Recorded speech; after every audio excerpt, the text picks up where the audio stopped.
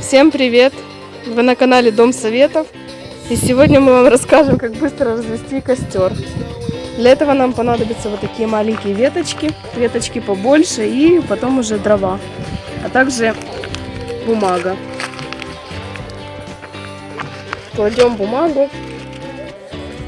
Ее нужно обложить такими маленькими веточками. Я думаю, мужчины уже выключили это видео и пошли смеяться в сторонку, как мой муж. Но, тем не менее, иногда девушкам тоже приходится разводить костер, поэтому будем рассказывать, как это быстренько сделать, если муж не разводит костер.